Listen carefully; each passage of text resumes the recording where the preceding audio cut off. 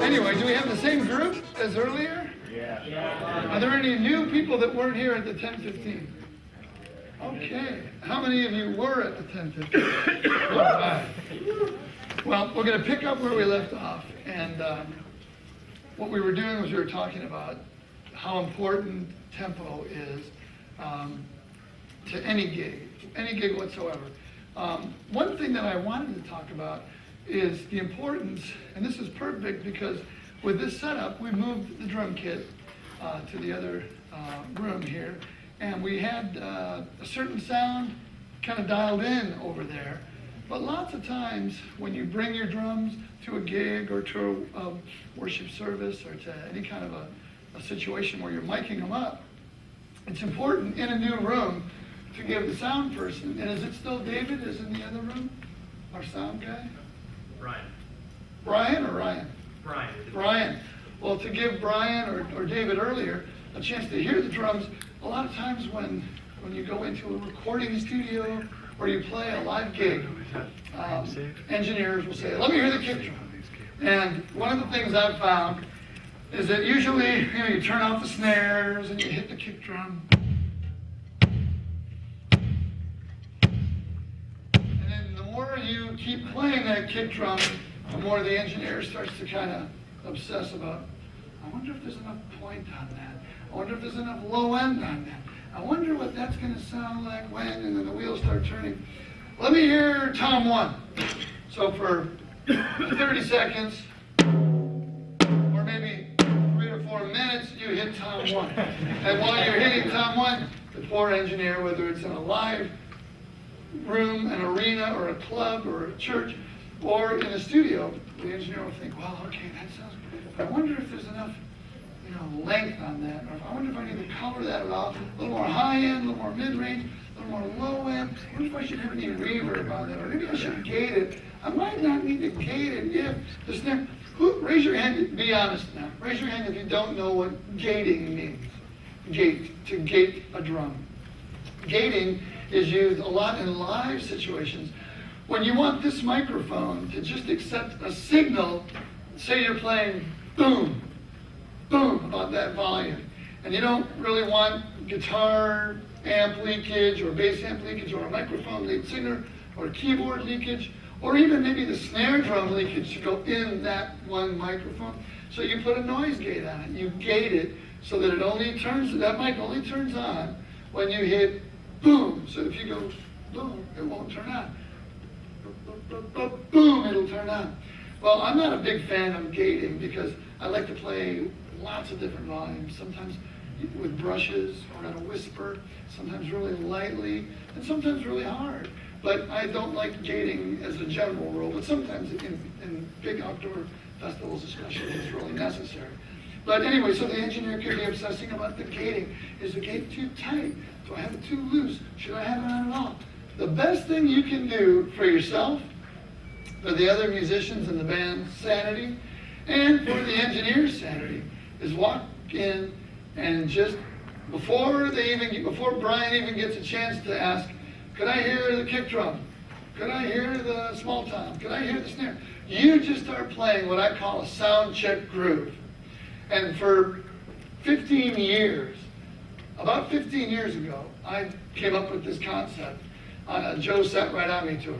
Joe Satriani tour. We always joke about that name. Joe is cool, but Joe doesn't like that name. So we feast from we have a bunch of crazy little expressions that I won't even get into now. Feast on the love of the lum tree, and Joe sat right on me, and my brother and he and I are always joking around with crazy stuff. But anyway, I was playing this show with Joe, and I thought, you know what? Why don't I play a beat for the sound check instead of stressing about the kick drum and obsessing on the tom-tom for a half an hour? Why don't I play a groove that uses everything? How are you going to play a groove that uses everything? The splash cymbal, the crash cymbal, this crash cymbal, the ride cymbal, the china hats, the floor tom, the second floor tom, the toms, the bass drum, the snare, the cowbell. How are you going to do that? Well, one of the funkiest, most fun grooves to listen to me, is New Orleans second line drumming. like the meters. And this one song in particular, Hey Pocky Way, hey, hey, hey, hey Pocky Way, Ziggy Model East, serious New Orleans funky second line drummer. Anyway, I kind of combined that New Orleans feel, because at 9 in the morning, bass player's walking in, he hasn't had his cup of coffee yet, he's like, the last thing he wants to hear is, kick, kick, kick. And you just want to hear something that makes you feel like you're in a good mood. So I started playing this groove that sort of encompassed that feel, but used all the drums. So this is what I do for about 15, 20 minutes whenever I sit down at the drums. And I've never, in 15 years, never had an engineer go, wait, stop doing that. Let me hear that first tom for 5 minutes. It hasn't happened, because they're going to hear the first tom, but they're going to hear a groove, and they're going to hear this as one instrument, because it really is an instrument. All this.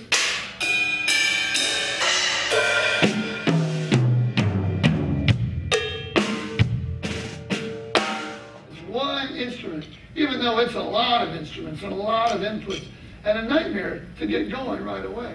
I'm going to play this sound check groove, and this will help Brian. And we'll get a chance to ask Brian at the end if this helps. And if he says no, you win this free Mapex set of drums.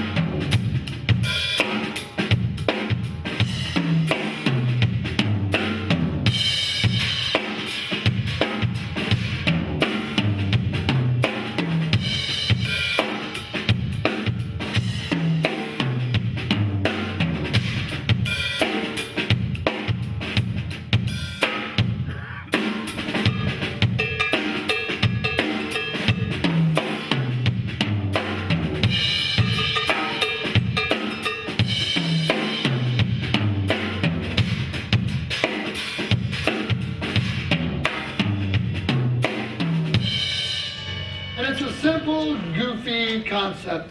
But, I don't know. Brian, did that help? Yeah. Oh. The pressure was on there, boy. I was ready to hear, no, man. Let me hear that floor tom for 10 minutes. But anyway, sound checking is a major, major part of playing. Just getting your drums dialed in, getting the... How many of you play in churches where they have the plexiglass wall around the drums? Ooh. We don't like that wall, do we? I was doing a James Taylor gig years ago, about 4 years ago, and it's with an orchestra. And string players in general, they're not big fans of drum set players playing right next to them. And this violin, this viola player was over here.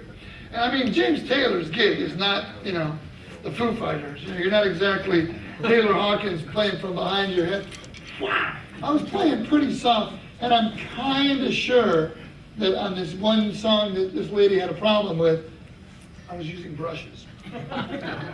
But still, I mean, it was literally one of these kind of vibes on the drums, like.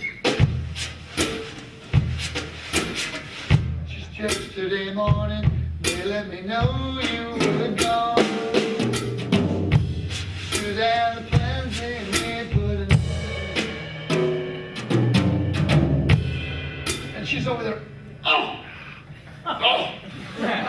you've got to get another set of plexiglass walls around it. There's got to be something. It's just, I can't think, I can't concentrate. My intonation is out the window. Those drums! What are you talking about? But, sometimes it'll help. Sometimes it'll help to get the isolation, so that you can get the drums a little bit louder without having everything else in the mics at the same time. There's a lot of things. Here's my basic overall philosophy, is kind of tied into something earlier.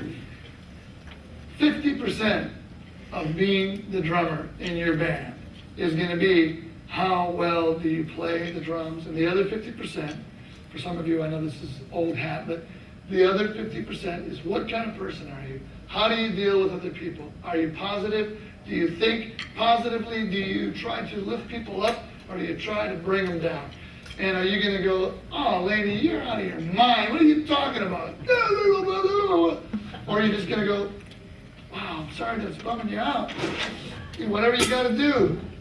You know, there's only a certain amount of time you can, and there's certain levels of being the pleaser. You know, I'm definitely the codependent pleaser guy in general anyway, but I found for my career it's worked in my favor to kind of be the one that is the no drama guy. You know, what do you need for this? I mean, oh, whatever you've got. And you kind of, Lincoln Brewster and I were talking about this earlier, you can have guitar players that say, I'm going to have this pedal and this and this amp and this chord and this has to go this way and this goes. I think in his earlier clinic today, he said, bring me up your guitar. And I think, knowing Lincoln and how amazing he is as a guitar player, he probably made that kid's guitar sound a lot like him, like Lincoln. So the more that you can just kind of be the easy person, be the one that doesn't have the ego, check your ego at the door, think about the groove, think about the dynamics, think about being a musical drummer, and just think about trying to be the best. As it is in general as drummers, we have a little bit less to bring to the party than the songwriting, lead singing, guitar playing frontman, you know.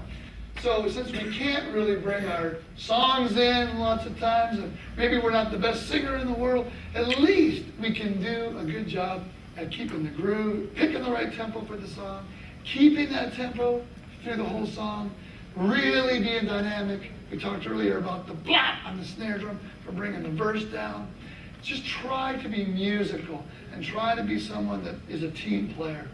And it'll go a long way. It'll really go a long way. We were going to have some questions at the end of the last seminar, but I was going so long that we didn't get to. So maybe we can start from there and work our way out. Anybody that was at the first class this morning, or anybody new here, have any questions or topics or areas you'd like to go? Because I got about 1,000,001 things and places I'd like to take it now. But are there any questions at all? And the first question is always hard. You always feel like you're on the spot and somebody's going to think it's a dumb question. Rule number 1, there are no dumb questions. Any question is a good one. What would you recommend for resources for just improving skill or practicing? What kind of skill? Drum. Technical skill or groove skill? Technical. Usually when drummers talk skill, we lump that into speed. How fast can you play your double stroke roll? How fast can you play single strokes with your feet? That kind of thing. But really, skill, I'm going to do 2 different areas right now. I'm going to break it down into skill, technique for you. What is your name? Dave. Dave, for Dave. And then I'm going to do another set of skill, practice techniques for what I think is important. I'm a big fan I'm a big fan when it comes to reading music. A lot of people say, oh, I'm more of a feel drummer. So that means Steve Gadd, a lot of drummers that are amazing readers, they don't have feel. No, reading and the books I'm going to recommend are really, really essential to getting a good depth of knowledge with the skill that's the technical skill. The first book I ever worked on was one called Haskell Har. Raise your hand if you've ever heard of Haskell Har. A rudimental book that dealt with the 5-stroke roll, the paradiddle, the flam, the rough, the double paradiddle, paradiddle diddle. And as a kid, I thought, why do I have to learn all these rudiments? They're boring. And all I want to do is go downstairs in my basement, because like Seattle, in Michigan, we had basements. You have basements here, right? In California, there's no basements. That's why they have all the garage mans, But I go down to my basement, and I was supposed to practice my Haskell Har.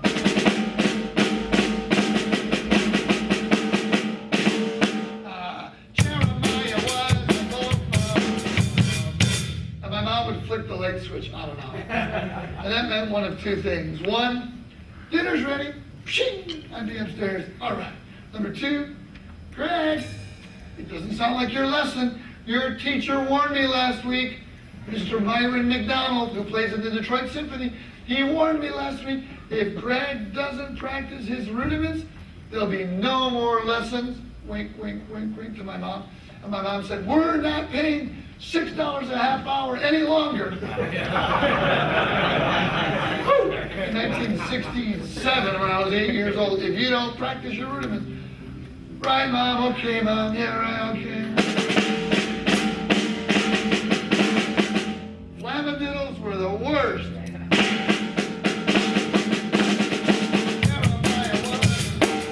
Anyway, it went on and on and on like that. But that book, Haskell Hardbook 1 and Haskell Hardbook 2, really helped me a lot with finding out how to incorporate rudiments into my drum set stuff. Because then I went on to a few other books that I don't even know if they're in print anymore. Who's ever heard of a guy named Paul Capozzali? Paul Capozzali over there from New York, you know, Johnny Bag of Donuts' cousin. Well, Paul Capozzali probably made a mint of taking one rudiment and writing a book about it. So he had around the drums with open rolls. So as a kid, I want to get the new car wheel. Around the drums with open rolls. Okay, that'll be $3.50. $3.50. Imagine buying a drum book now for $3.50. Don Bennett, what does a drum book cost these days, usually? $15. 15, 25 bucks. 15, 25 bucks for a drum book. This whole book was around the drums with open rolls. So you'd go.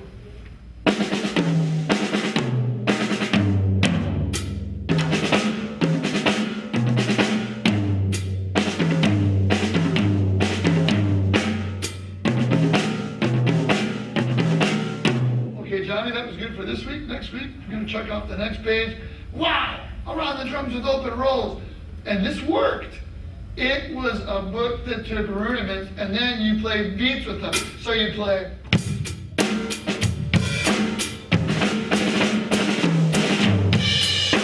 Wow, amazing. I had to buy the next book. Around the drums with paradiddles.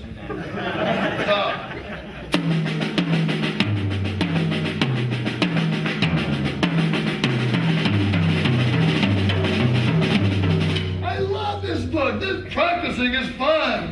You know, it's like chocolate-covered broccoli for your kids. You eat this, you know. And then there were open around the drums with triplets, you know.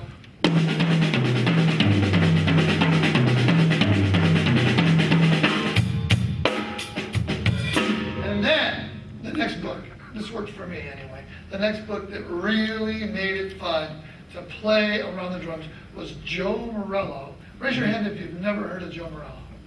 If you've never heard of Joe Morello. Who's Joe Morello? See, this is a trick question. A lot of people, I'm not raising my hand. I don't want to commit. Who's Joe? Raise your hand if you've never heard of Joe Morello? I never heard of him, but I'm not going to raise my hand. Who's Joe Morello? Okay, one more chance. Raise your hand if you've never heard of Joe Morello. Who's Joe Morello? Dude, you didn't raise your hand. I'm going to give you a third chance here. Raise your hand if you've never heard of Joe Morello. You do know. Oh, you have. Who's Joe Morello? Well, I know he wrote. You've heard of him. I was pointing at this young man. I got the book though. He wrote a book. No, I got it, but I haven't. He played drums. Okay. Anyway, he was the drummer in the Dave Brubeck band. He's the Take 5 guy. He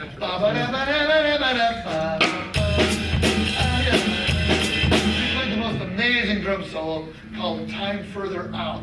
Really great. In 5/4 in the early 60s. He had a book called Rudimental Jazz around the drum set. Wow, rudimental jazz. And he'd have these exercises that he'd have you playing.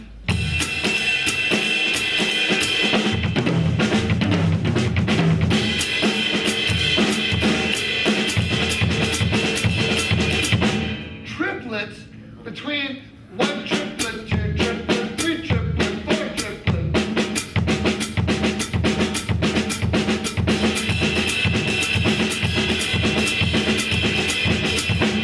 Wow, to me that was like, this is awesome. But then in the beginning, I just the snare drum, forget it.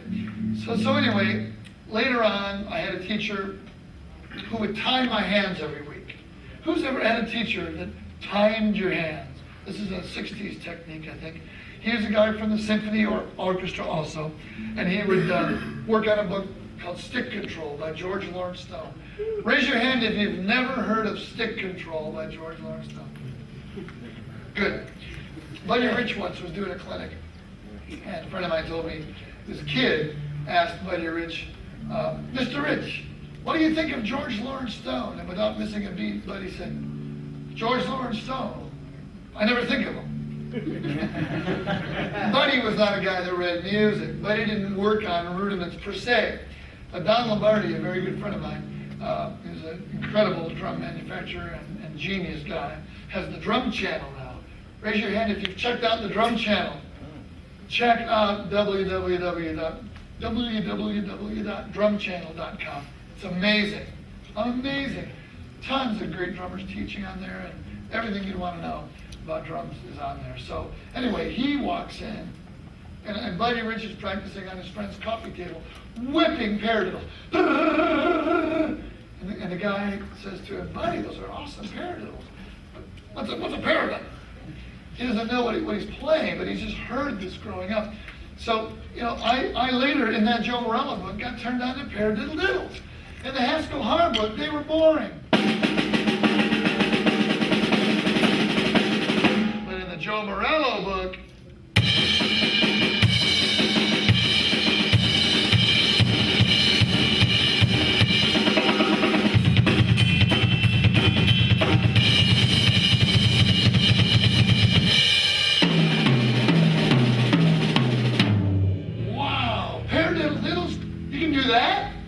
to me, the paradiddle diddle became what to do at the end of a song.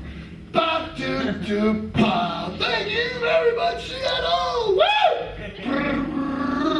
See you next time. Good night. Well, the paradiddle diddle was an awesome way to just thank you.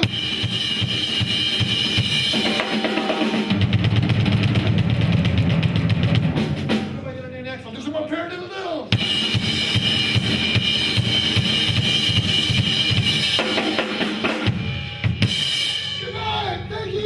So all these rudiments that seemed like boring rudiments all of a sudden became really, really interesting. And Stick Control by George Lawrence Stone then took on a new meaning.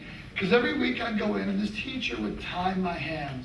He'd say, now before you play, I want you to go in the bathroom, soak your hands in some warm water, take some ivory soap, get them really so you can grip the sticks. Get in there, get all the tendons loose, get everything ready, and come on, and we're going to time your hands. All right. So I tie my hands in right hand. You get the metronome. And by working on stick control, every week I saw a couple of notches quicker with my hands. And I don't think it was a trick. I think it was a way to really get me to work on these columns of sticking patterns and stick control. And if any of you know that book, it's a thick book of just nothing but rows of different stickings. I have one more goofy story to tell you. One of my favorite drummers, one of the drummers that rewrote history on how to play drums, especially double bass, who fused jazz and rock together, who without this drummer, there would be no Hot for Teacher, there would be no Dennis Chambers or Simon Phillips or Mike Portnoy or Neil Peart. This drummer, Billy Cobham. Raise your hand if you've never heard of Billy Cobham. Some of you have never heard of Billy, but major, major influence. He was in the Mahavishnu Orchestra, the Billy Cobham Band. He played with Peter Gabriel. He played with all kinds of groups. He played with James Brown in the 60s. But Billy Cobham just could do anything with his feet that he could do with his hands. And I know he worked a lot on stick control. Raise your hand if you've ever heard of a drummer named Myron Grombacher from the Pat Benatar Band. Great, great drummer. He's playing as a kid in Youngstown, Ohio. And the club owner says, kid, you got to move your drums because there's an orchestra coming in here tomorrow called the Mahavishnu Orchestra. An orchestra, wow, cool, I'll come back and check them out. So the stage is blank, and this drummer comes in, starts setting up these clear drums, and all of a sudden goes, and my friend Myron goes, wow, how can anybody play single stroke rolls so fast? How did you get around the drums like that? Wow, what's the secret? And Billy Cobham says, well, I work on this book called Stick Control. And Myron says, well, I don't read music. I'm not a reader.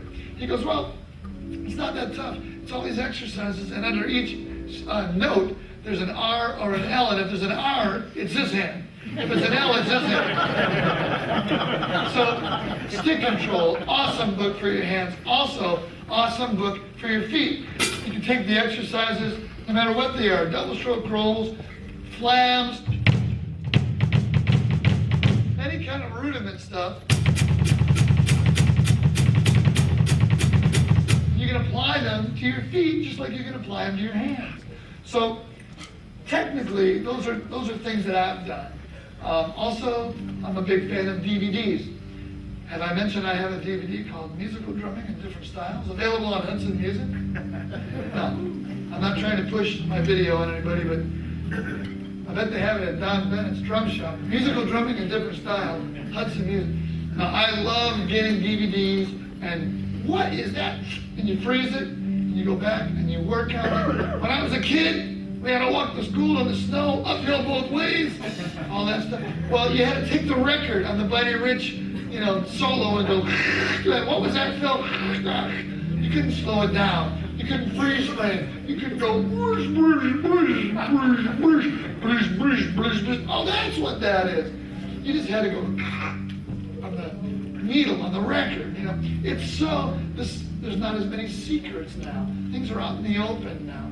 The quality of drummers is escalating, I think, faster than ever in history because of the DVD. People from all over the world now can just pause. What was that? Wow, rewind. Okay, this goes like that. And you can see it. You're not guessing with your eyes closed. You can see the stickings.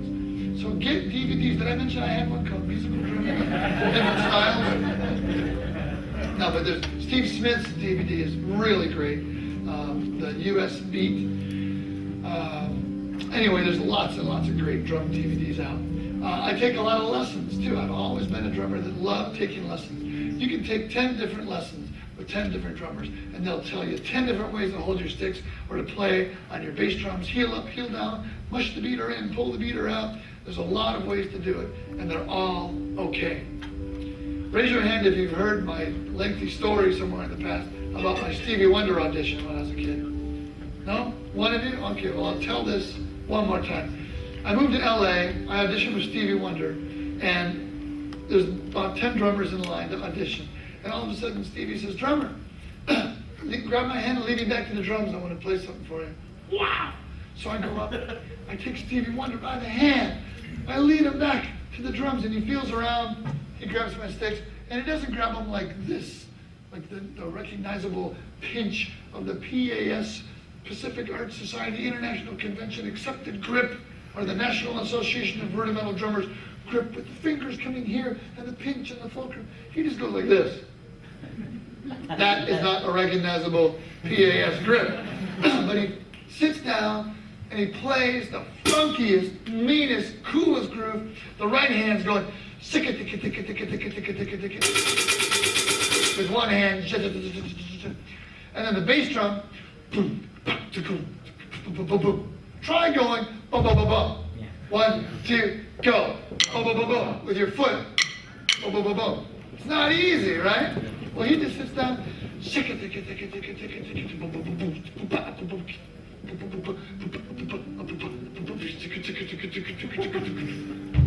I'm terrified. I'm going, oh my gosh, I've never heard anybody play so smooth and so funky and just like this with no fingers. You gotta be kidding me. So that kind of blew out of the water everything I learned in every hundreds of lessons I've taken. Guess what? Stevie Wonder plays drums on lots of his own albums, especially in the early days. Nobody said, I wonder if he was leaving the beater in the head or pulling it out or how far it was or if it was a second line of the index finger or the second knuckle grip. He sounds great, man. So, not to say that you should all hold your sticks like this. You can't really do a double stroke roll very well like that. But maybe Stevie wasn't into playing double stroke roll. Steve Smith in his DVD says, you know that solo I just played a second ago? I used about 5 or 6 different fulcrums and grips in that solo. Traditional, match, this, knuckle, this finger here. The fingers, more wrist. There's a lot of ways to play and still be playing correctly. Don't buy into any one drum clinic or drum DVD or drum lesson where someone goes, you've got to play this way because I play that way. We would be really in a boring industry if everybody tuned their drums the same way, held their sticks the same way, played the same way. So the DVD to me is a great, David? Dave. This is a long answer to a short question. The DVD is the last way, and the technique side, to me, of really working on the skills. The books, and the DVDs, and the private lessons. Now we're going to go to the other 50% another 50% of the whole 50% picture, because 50% of the whole picture is how well you get along with other people as to how you're going to succeed in the business and playing and being in a band and getting along with people and staying in the band. But the 50% of the skill, other 50%, is to try to work on your time. How do you work on your time? How do you work on your tempo? How does any drummer get better at tempo? I had to sit and think about that. And the more I thought about it, it came from recording a lot.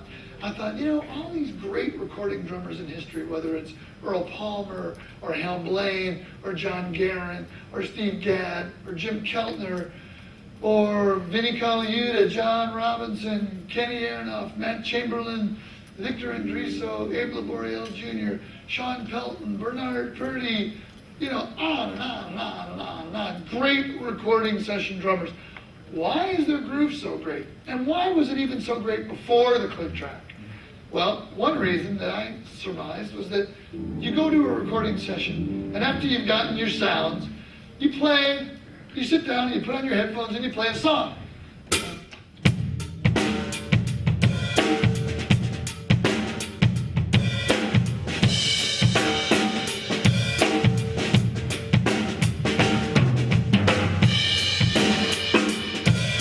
It might be a 4-minute, 5-minute single or whatever.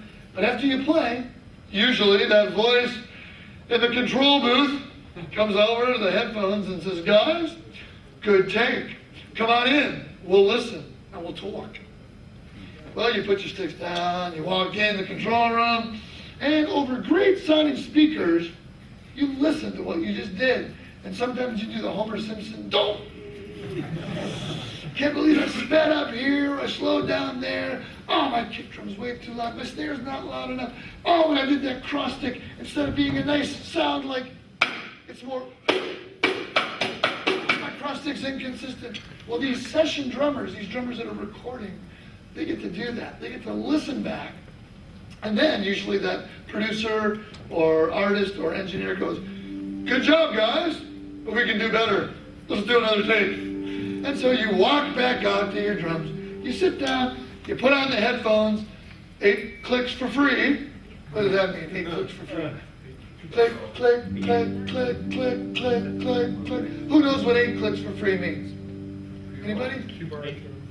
What is your name? Paul. Paul. If I'm an engineer and you're the drummer and I say, here we go, guys, 8 clicks for free. How are you going to count up the band, Paul? Ready? Here goes. Click, click, click, click, click, click, click, click. Very good. Another great way to do it is to give the long count off. Here's your clicks. Well, usually, seasoned recording session drummers like to leave off 4. They don't go 1, 2, 3, 4, because your voice is on the mics, you're recording 4, 4. They got to clip that off. And it's a pain for them to have to clip off your voice. Maybe you lose a little bit of the attack. It's better to go 1, 2, 3, bang, and leave some silence and then hit the downbeat. But even better is to do this. 2, 1, 2, 3, bang. Every time you hear that click, click, click, 2, 1, 2, 3. They call that the long count off. Ringo is so experienced in the long count. I kind of dropped the name there. Shouldn't have done that in casual conversation. I just dropped a Beatles name, like, I was having breakfast yesterday with my pal Ringo, and anyway, I learned a few weeks ago, dropping names is really jive. It really makes you look kind of phony, kind of egotistical, and yeah, I got to do a summer tour with Ringo, but to drop his name like that, it sounds bad. It sounds like you're just being pretentious and having an ego. And I learned a couple weeks ago from a really good friend of mine about dropping names. I said, I'm not dropping any more names because this really good friend of mine, Bobby De Niro, told me that, got you there. Anyway, so Ringo on tour, if things are crazy and the guitar player's like messing with his pedals and the bass player's doing this, or you're talking about the movie you saw last night, if he's ready to do a song, they'll just go, 2! Well, in normal situations, it would have that kind of a response.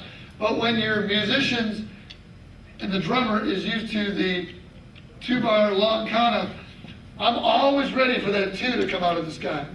Because if we're playing Yellow Submarine in the town, and it's a sound check thing, and I hear a 2, I go 1, 2, 3, in the town, and the band starts off. You know, all you need is 2. All you need is love is really the thing, but all you need is 2. And if you're playing, you know, that's what I like about you. Somebody just goes, 2! What would be the response? Ready? You're the drummer. I'm the frustrated lead singer that's wanting to go back to the hotel, take a shower before the gig. You're the drummer, ready? Here's the count off. I'm going to give you the 2. 2! 1, 2, 3. We're having a rehearsal. Here we go. Ready? 2! 1, 2, 3, 4. 4 we don't need. All we need is 2! 1, 2, 3. Or in that situation, 2, 1. Why? Pick up notes on the vocals. Boom! Pick up notes on the vocals. So here we go. 2! That's what I like about you. So all you need is 2. What? That's what I like about. Anyway, these are things you don't usually think about. The things that are worth thinking about. So how are you going to work on your tempo? Well, you model your practice time after these guys that do this all day long. They play a take. Come on in, guys. We'll listen and we'll talk. They listen. They talk. They go back. They play. They go back in. They listen. They talk. They play. And maybe about the 4th or 5th take. Good. That's a take. We're going to do song number 2. All day long. 8, 10 hours a day. Every day. They're playing and listening. When we practice, we do a lot of playing, right? How much listening do we really do? So I've devised this whole new technique for working on your time. And I get the little cheap Circuit City, tape deck 10 years ago. I stick it over here, put the cassette in, hit play and record, walk over here, set my metronome to whatever tempo I'm going to play, and I'll play click, click, click, click, click, click, click.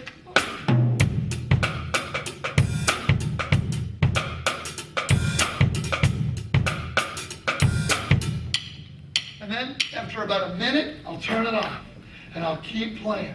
And I'll try to hold that groove without the click track.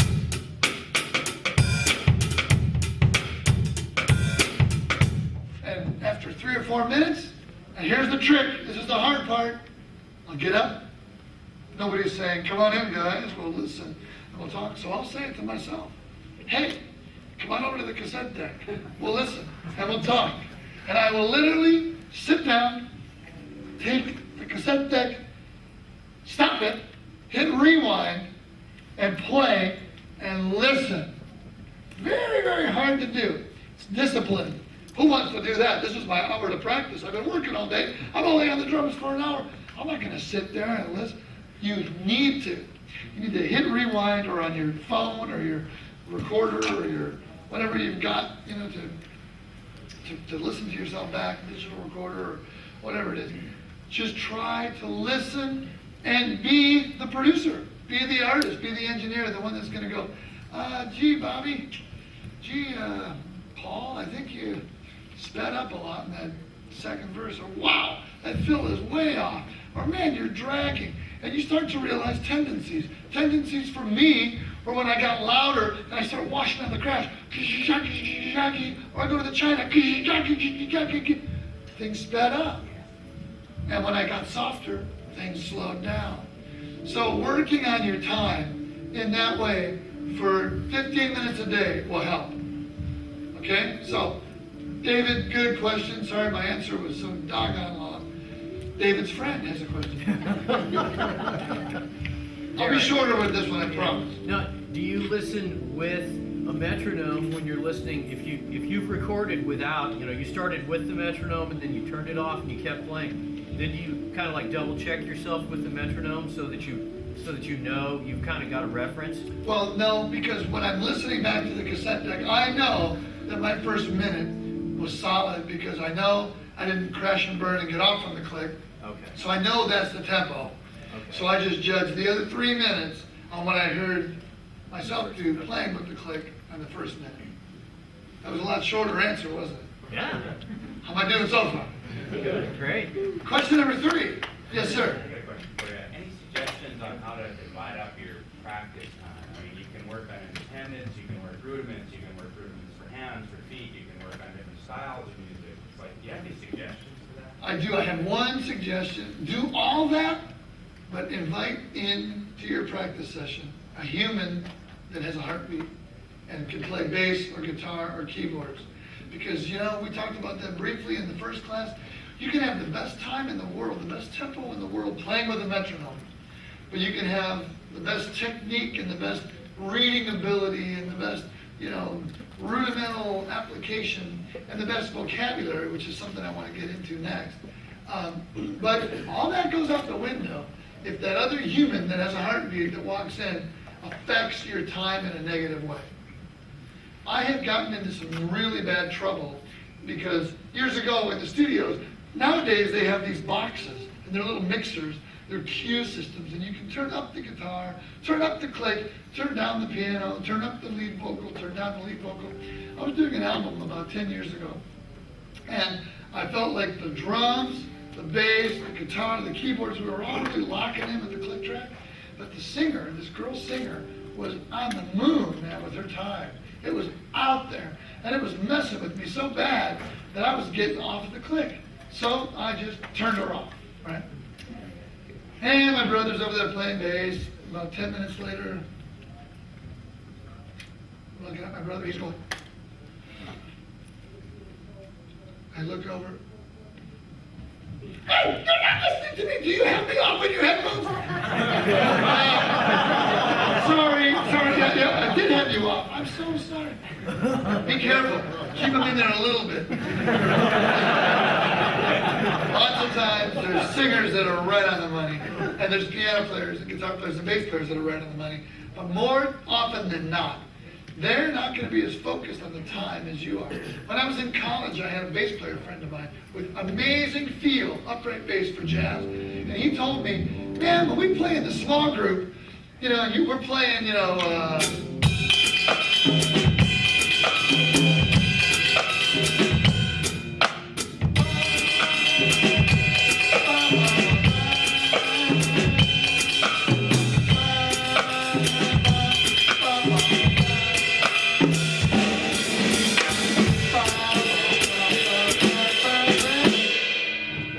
tunes like that, bass, drums, piano, your tempo's okay. It's pretty good. Thanks, Jim. But when we play in a big band, your time's horrible. Why do you think that is, Jim? I know why that is. And I was like 19, he was 29, he was a graduate student. He had really a lot of experience. He said, because you're looking at the page and you're hearing all these trumpet, saxophone, trombone figures. There's 5 trumpets, there's 5 saxes, there's 5 trombones, and they're reading the notes.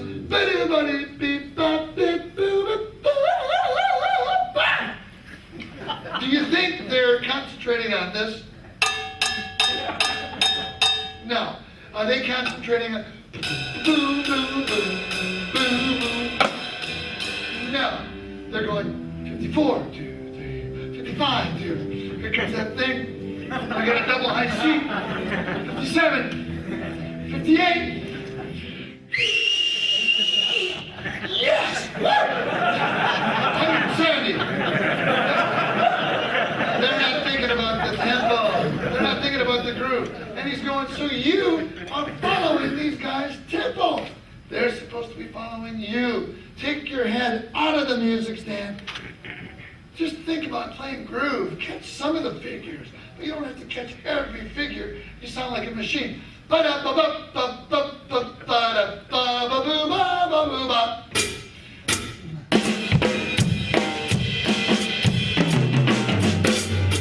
Now, first of all, the ride cymbal has to lead the way. So you catch the other stuff with the other limbs, but you keep the groove going.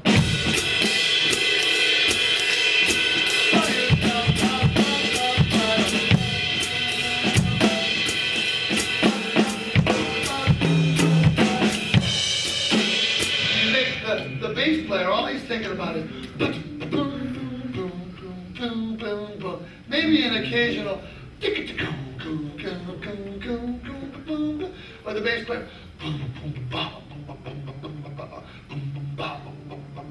They're not worried about all this extracurricular garbage going on. He said, focus on the time, focus on the tempo. Turn it down to the smallest common denominator and make it really groove. So I lied. I was really long on David's question, really short on your question, but really long on your question. What was your question? Dividing up your practice time. Sorry about that. Lo siento, as they say down in LA. Anyway, dividing up your practice time. Bring in that human element. You know, if you got an hour every day, practice with the books and the DVDs and the rudiments and everything in the metronome for a half an hour, and have your buddy come over. You got to have a friend that plays bass or guitar that just wants to jam. Guess what? Record your jam. Don't just play and go, yeah, we were awesome, yeah, we were awesome. Yeah. No, play for 15 minutes and then listen back for 15 minutes and go, no. Because it's important. That's how you learn. That's how you learn. Good question. Yes? Got a question about that glove you're wearing with the stick through it. Yeah. Isn't that crazy? These are called triplet drum gloves. And a buddy of mine turned me on to these. For years, I've struggled with just wear and tear. You know, when I was in David Lee Roth's band years ago, I used to tape up every knuckle, and then I'd miss one here, and I'd have a callus, and my fingers would be bleeding on the bus, and I'd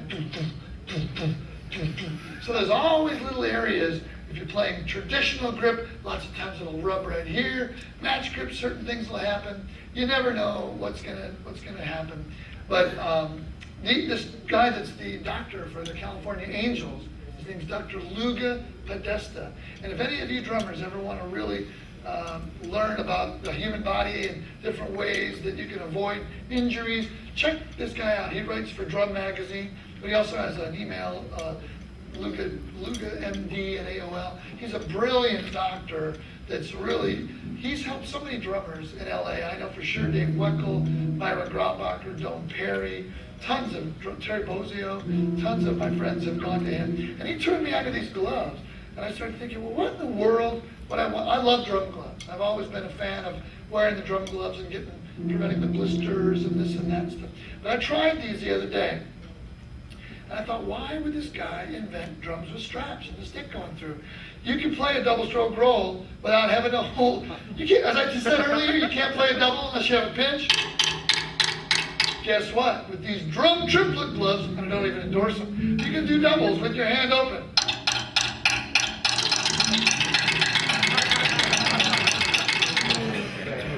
And I'm okay, but I strained my thumb the other day, and I started playing with these gloves and going, I don't have to pinch so hard with these gloves, because these gloves will add an extra fulcrum. So it's just kind of a crazy invention. I have no idea where this guy's based, but it's triplet drum glove, trademarked. So go online and check out the triplet drum glove. I guess it's for doing triplets. But they're pretty cool, pretty cool. And they're great for mountain biking and gardening. What's that? UFC, yeah. Good question. Any other questions? Yes? You don't worry about ear protection? Oh, man, there's another topic. I always have those white foam earplugs that you can buy at Rite Aid or CVS, or what do you have up here? Rite Aid, yeah. You know, not the orange ones or the pink ones or even the flesh-colored ones, but the white, off-white ones. And they cut out 30 dB. 30 dB is a lot.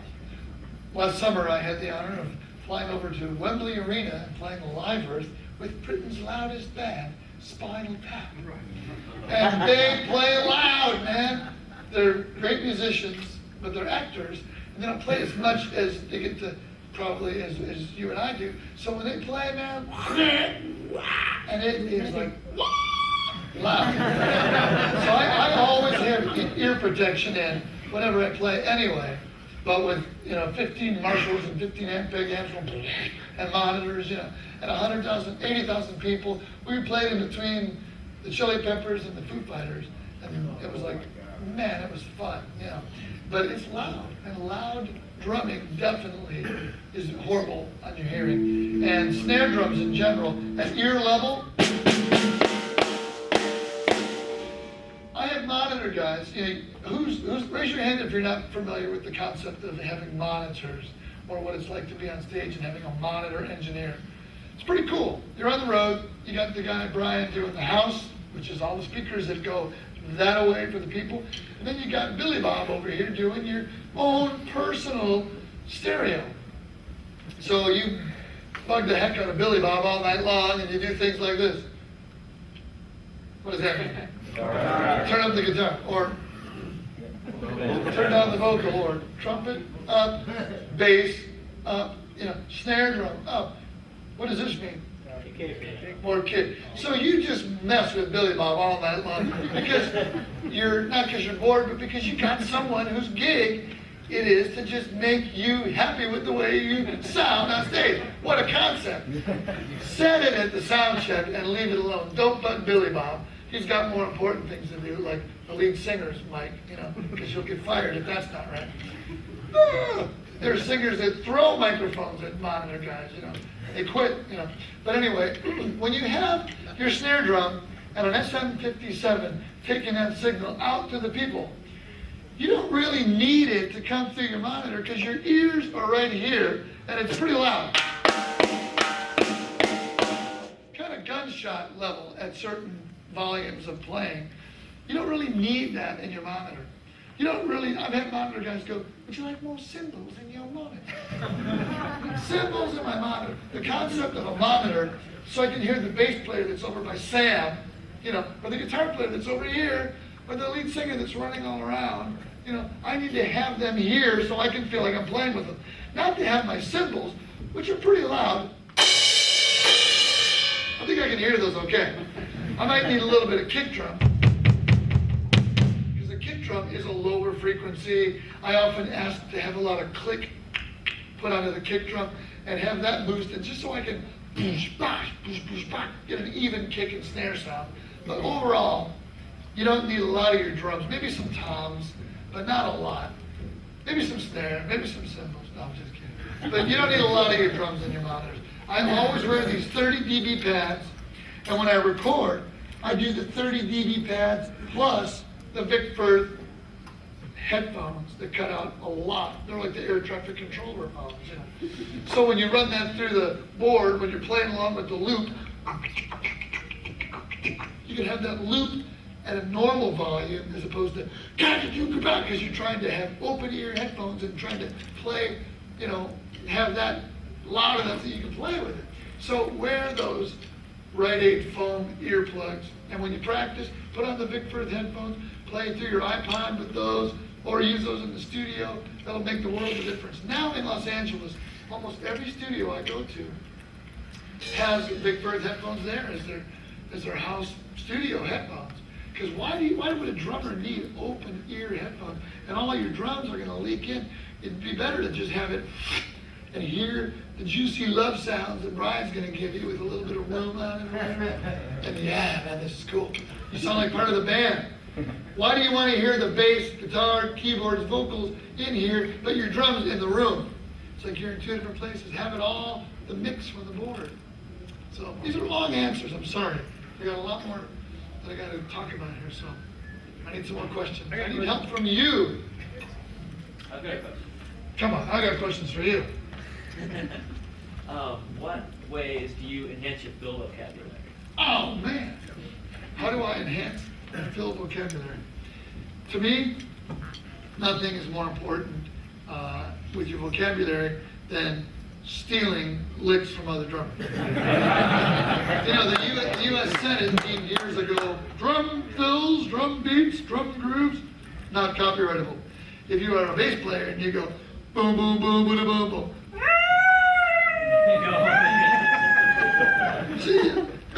life, or if you rip off someone's vocal lyric or melody, forget about it.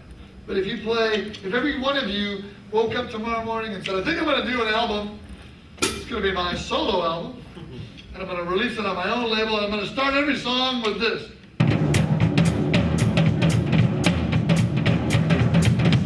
What is that?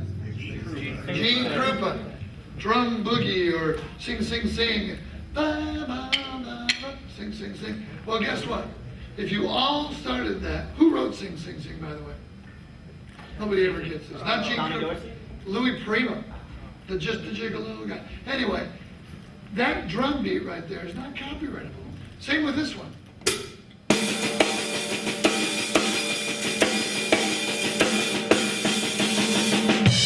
What beat is that? Rock and roll. Rock and roll. Who's the drummer? John Bonham. Well, the John Bonham estate would get 0 if you started every one of your songs off with that beat. I mean, 0. Close your eyes. What do you see? Nothing. That's what they'd get. Nothing. 0 for that beat. Well, guess what? Vocabulary-wise, where do you think John Bonham got that beat? Where do you think, who could come up and play that beat for me? That intro. And play it kind of close to the record. Come on up. This is going to be a test for the emergency broadcast system. Rock and roll, Led Zeppelin, right? What is your name? My name's Chris. Chris, great to meet you. Let's see where Chris puts the downbeat. I want you to count us off. Before you have a very amazing likeness to Chad Wackerman from the side. What a name for a drummer. It's a whole family of drummers. Wackerman. Count us off and play the intro, would you? Okay. 1, 2, 3, 4.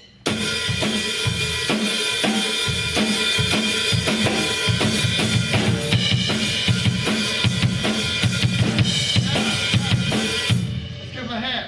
But don't go anywhere. Chris, that was really good, but we're all here to learn.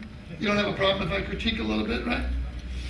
Your tempo you counted on had nothing to do with the groove you play. I don't know if you know that or not. You went like this. 1, 2, 3, 4. Ba, ba, ba, ba, ba, ba, ba. Think about the da da da da da da da da. Move your sticks like this. Now, with that tempo, count yourself off like this. 1, 2, 1, 2, ready, go.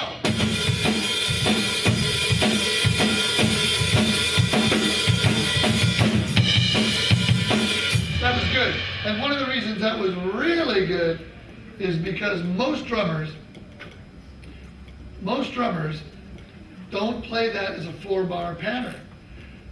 I'm 49 years old. That song came out in the 60s, right? Or early 70s, probably 69, I don't know. I was 10 years old. I thought it went like this. 1,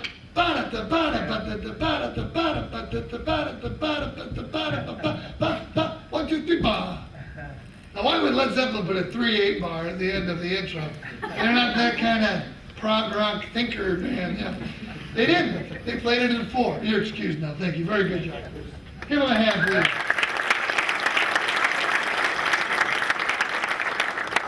But the trick to that intro is that John Bonham legally stole that intro from a Little Richard song.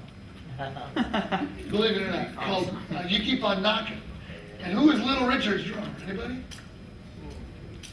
One of 2 guys, either Earl Palmer, which is, I think just passed away, right, Don?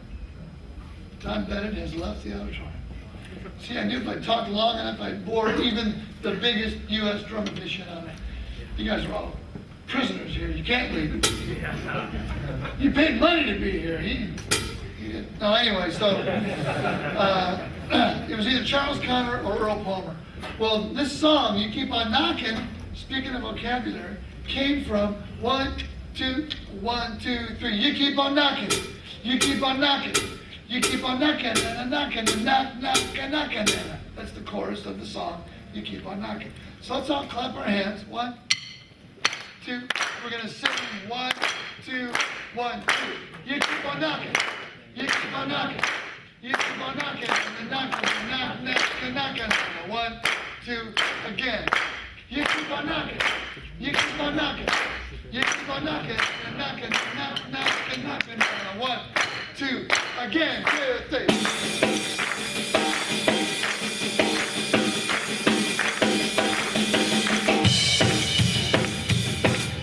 So it really doesn't start on the downbeat like I thought when I was a kid, or like Chris thought.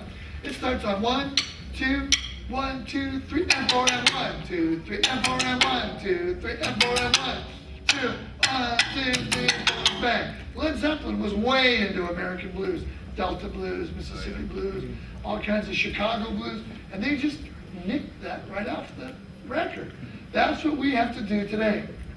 We have to listen and put on our favorite CDs, put on things we download from iTunes, put on DVDs, and we need to go, whoa, that's cool. Pause.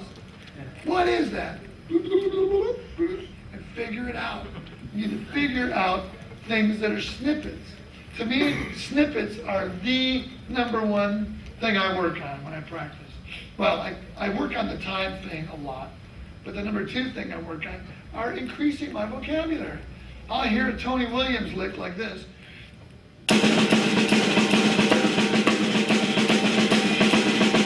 And then I'll hear Vinnie Colaiuta apply it to drum set like. And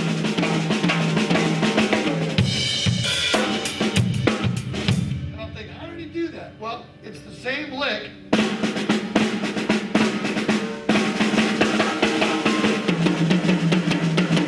But it's just done in a different style. So you're playing jazz, you're playing funk, you're playing rock.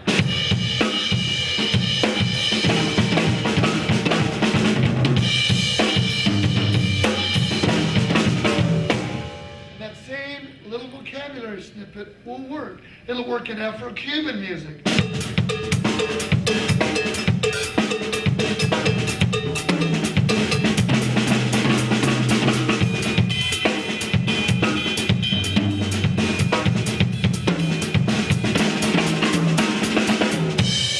So I'll take that one little vocabulary snippet and I'll apply it to lots of different styles. It's kind of like learning your words, or learning to read paragraphs. If you learn a word and you learn how words look together and you start speaking, it's the same thing for drumming. The deeper your vocabulary is, the more you'll be able to solo. I have a lot of friends that are scared to death. Tomorrow I'm doing a drum festival in Charlotte, West Virginia, and there'll be all these drummers there. And it's like, you get this schedule. Okay, so-and-so goes on first, then second is in, third, and you go on fifth, and you're followed by, and you go, oh no! You're all nervous. What I've done over the years is I've taken a big piece of paper, and I've written out 50 vocabulary ideas. You think, why would you do that? Well, when you're soloing in front of 1,000 drummers, and there's 20 other drummers in the bill, and they're all really good, you're going, the first thing that happens is you get up there and you go,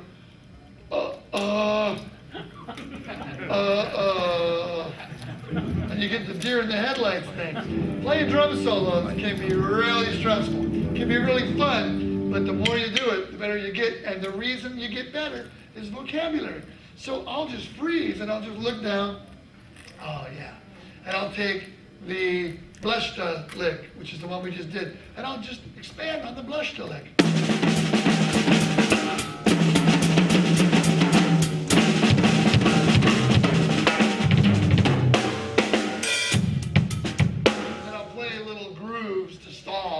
When I look down and say, what about the Tony Blacka Blacka? And I'll just write Tony, T-O-N-Y, Blacka Blacka. To me, that means a lot. To you, it doesn't mean much. I studied a lot with Tony Williams before he passed away.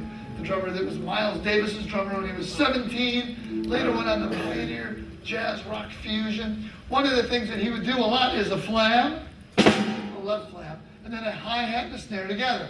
And then he would close it. Simple, right? But sometimes he'd close it and play the bass drum with it. would use that a lot in solos because it could be. What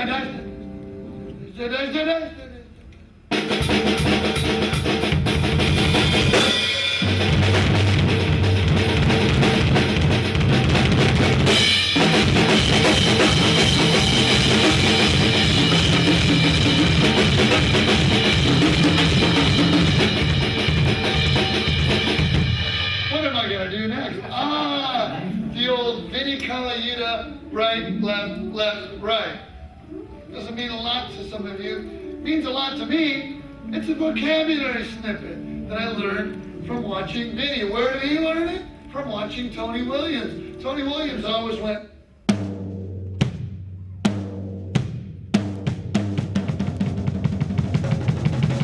Or left hand.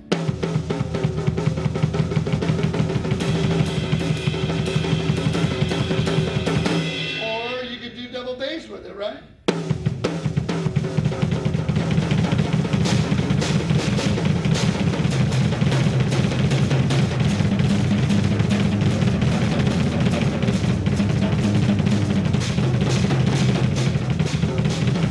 Or you could do it with the right hand.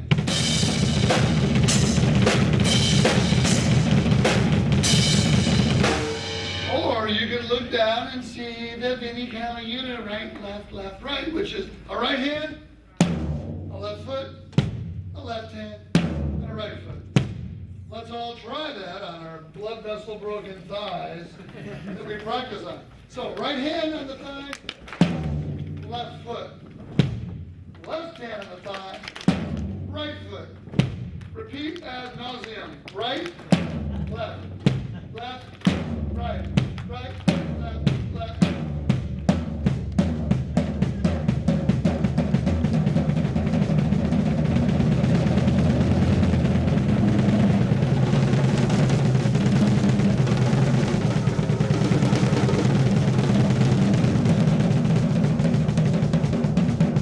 So that's a vocabulary snippet that you can milk for 5 minutes. You pick topics. It's like Rodney Dangerfield. Raise your hand if you're not hip to Rodney Dangerfield. He would just pick topics. People would say, Rodney, how do you go out there and tell 2 hours worth of stand-up jokes and keep everybody laughing? I'll tell you, I pick topics. My mother-in-law. Yesterday I took a perfect pleasure trip. I took my mother-in-law to the airport. I picked my car. My car is so bad. Yesterday I bought the perfect second car, a tow truck. He'll pick his wife's cooking. My wife's cooking. It's so bad the flies all chipped in and repaired the hole in the screen door. Last week she left some dental floss on the kitchen table and the cockroaches hung themselves. She said, how do you take out the trash? I said, you fixed it, you take it out. But it's all under that topic of the wife's cooking, you know. So you can do the same thing with drum solos. Not even drum solos, because to be honest, drum solos really only count when, like David Lee Roth was always really into drum solos, and it gave him a chance to he's active, he's running around singing, jumping around, being an amazing front man, gave him a break to chill out for a minute, or to go out into the front of the stage and sing the next song. Maynard Ferguson liked drum solos. He's playing high notes, drum solo. Yeah. So you get to play a drum solo. I got the sub for Simon Phillips, who was the drummer that took Jeff Porcaro's place in Toto. You'd never think with Toto they'd have a drum solo, because Jeff never liked drum solos. You'd go hear Jeff Porcaro with the baked potato, and he'd be playing a groove, you know, and the guys in the band. Hey, Jeff, you know, let's play a drum solo, man. No. Bunch of guys here from Musicians Institute in the first 3 rows. They want to hear a drum solo. No, man. No. Come on, man. There's a whole busload of guys that came in from Tokyo. They came to see you play a drum solo for them. No, man. It wasn't about drum solo. Maybe once in a blue moon. Well, maybe a little one.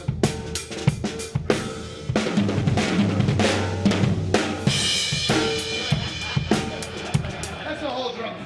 But he wasn't about drum solo. So Simon Phillips, when Jeff passes away, Simon Phillips is the drummer in Toto. And Simon is an amazing soloist with a humongous vocabulary. And he probably just said, well, in the middle of the show, I'd like to take a drum solo. Great! So 20-minute drum solo. So I'm on the road with Toto, and they go, in the middle of the set, play a drum solo. With Toto? So you never know when you might get called upon to drum solo. But usually, 99% of the time, it doesn't matter. You don't need to be a good drum soloist. If you want to play drum festivals, even then, it's refreshing to hear the guy that grooves and doesn't even play the solo. But it's one of those things that's kind of fun, you know. But what you can do is you can take that whole sheet of 25 vocabulary ideas or 100, or make your mind like a file card box. And you've got thousands of little snippets in there, and you just call on those snippets at random. They just come out. Terry Bozio once in a clinic, this kid said, Mr. Bozio, sir, I have a question for you. What are you thinking about when you play a drum solo? He said, what am I thinking about when I play a drum? I don't think, Terry said. He said, I let go and I let God. Because if you think a lot, man, you're dead in the water. Because thinking and being really creative and spontaneous don't mix. So if you're like, what film am I going to play next? You're going to fold. But if you just go with your heart and go with God and just play. We've been practicing a long time. Terry even said that at this clinic I was there. He said, I've been practicing the drums for a long time. I practice a lot. And I practice things so I can get them under my hands, under my feet, get them into my muscle memory. So that when I play, I play. It's like when you talk to someone, are you thinking, hi, Bob, where did you go on October 22nd? No, you just, hey, Bob, how's it going? And you let the conversation go. That's got to be your vocabulary list. It's got to just come naturally. You can't be thinking about it too much. So all these little vocabulary things to me are super important. And also they're important to do in different styles. Because for every style of music, and I think that's really important. A lot of you, maybe in your praise worship bands or when you play in bands at school or just for fun or gigs or tours or whatever you're doing, a lot of times you'll be playing one specific style. Styles change. I can remember being in college and the club owner in Texas, I'm from Michigan, he said, guys, here's a cassette tape, that tells you it's 1978. Here's a cassette tape of big tunes that were on Billboard last week. I want you to learn these for the top 40 band. And I hear this song that goes, and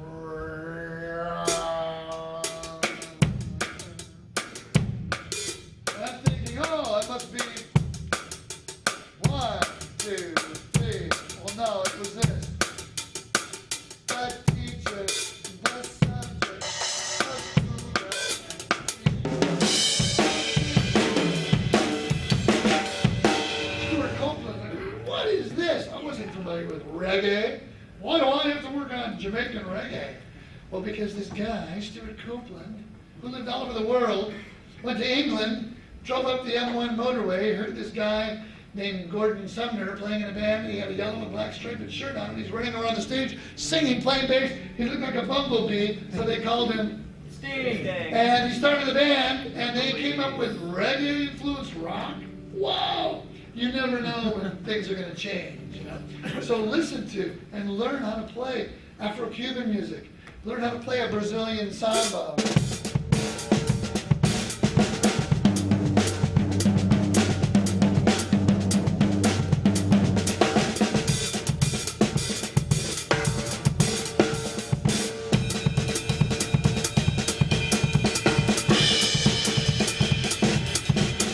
Learn how to play a bossa nova.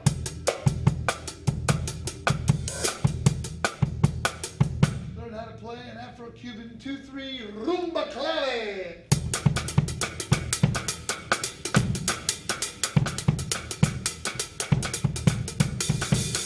Learn how to play an African 6/8 groove.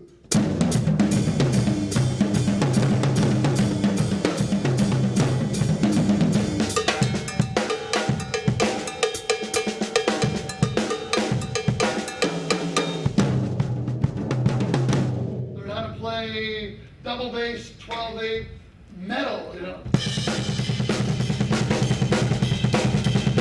Learn how to play a Billy Cobham double bass shuffle.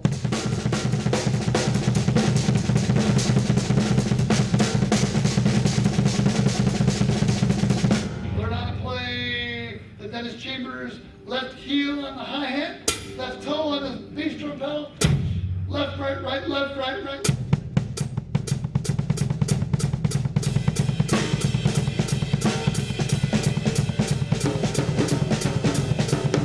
Learn how to play anything that you can think of because all styles relate.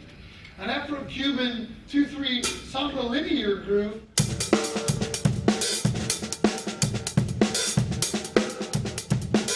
is not very different from Soul Vaccination, Tower of Power.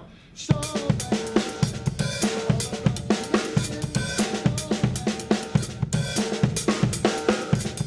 They're very similar linear beats, but they relate.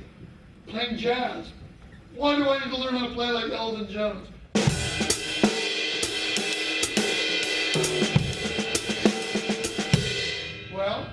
Well, if I'm just going to be a rock drummer, why do I have to play jazz like Elvin? Because Elvin swings, and it's the same swing that will apply to Frank Beard playing ZZ Top. Ha, ha, ha, ha.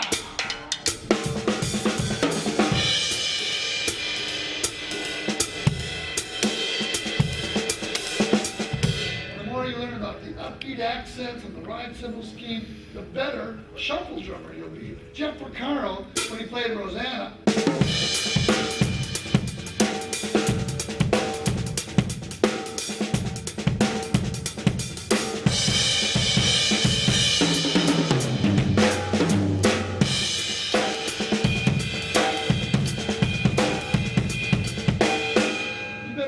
you better know that he spent a lot of years listening to his dad, Joe Porcaro, playing jazz.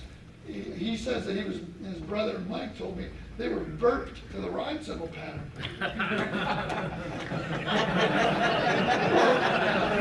It's in the blood. So it's all related.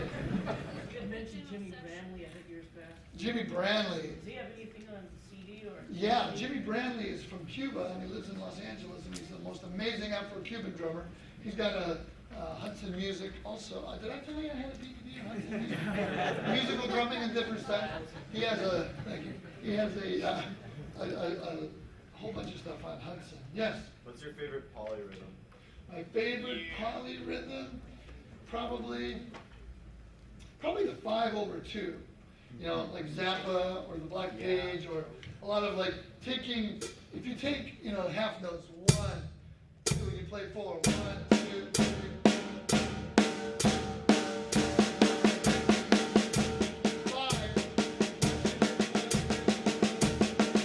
It's 5/1, but 5/2.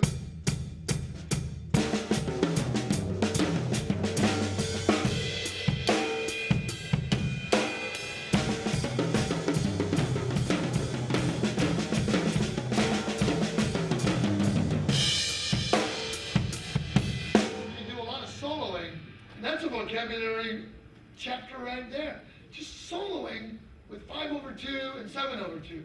7/2 would be 1, 2, 3, 4, 5, 6, 7, 1, 2, 3, 4, 5, 6. So if you're playing a groove.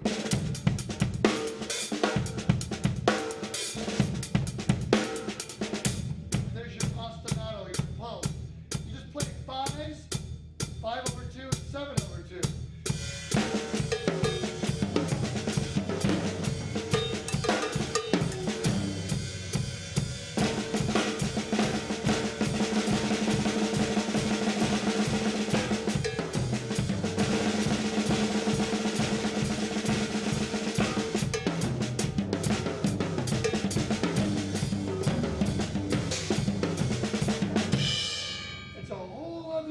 Dimension of soloing, playing odd groupings like that. So a polyrhythm is any two rhythms stacked on each other, but basically that could be a polyrhythm. Yeah. Any other questions? Just one quick question. Does playing with Spinal Tap give you the privilege of deciding what bizarre way you get to die? Funny you should ask that. My my father just actually passed away. He's my hero, my drum tech, my first teacher. He took me to see the Beatles, took me to see Buddy Rich. He passed away really peacefully a few weeks ago. He said, I'm ready to be with the Lord. I'm ready to be with your mom.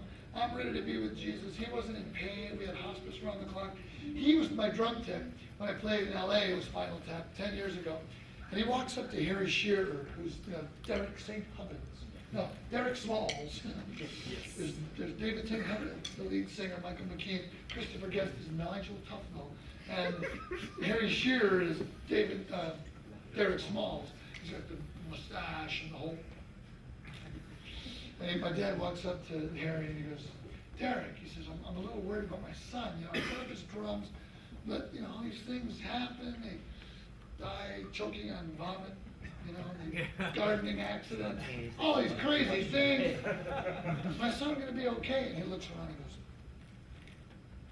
Bud, puts his hand on my dad's shoulder. He says, it's going to be okay. We've got the place secure.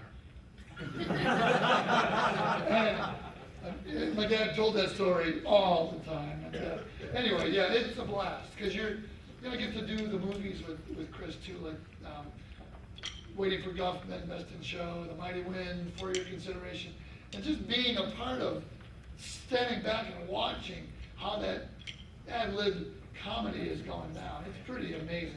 Sitting at the dinner table with those guys, I like to get a few yucks going, but it's very tough to get some yucks in that room. How about the best you'll get is, Yeah. you've heard it before. You're not going to dazzle them with any new humor. But I am working on a whole routine of Mitch Hedberg. You guys into Mitch Hedberg? When I stop at a traffic light, yellow means wait, green means go, and red means stop. When I eat a banana, yellow means go, green means wait, and red means what the heck is wrong with that banana? A lot of it's pretty G-rated. I use it with the kids, they're into it. But anyway, you've been a lovely audience. We'd like to take you home with us. We'd love to take you to Charlotte, North Carolina tomorrow. But I stick around for a little bit tonight, and then I got to do the old red eye. But thank you to the Christian Musician Summit for having me here. I have to tell you, it's pretty darn amazing to be able to talk about anything you want and not worry about it, because in a lot of the world, you're not allowed to use the J word. You're allowed to say God in most places, but you mention that J word, you're in big trouble. So it's great to say Jesus and not have anybody get mad at you. I like this. And being a Christian my whole life, I tell you, I just think about, I couldn't get through any day of my life if I didn't start it off with, Lord, I surrender everything to you today. I have no control over what's going to happen. Please let me know what to do, because we don't have a clue. They always say the minute you start to tell God your plans for the day, you're in big trouble. So great work, and keep up the good work. And I hope some of the things I said could help you in your worship bands, your praise groups. And I hope you have great success with your drumming, and I hope to see you again really soon. Thanks very much. God bless you.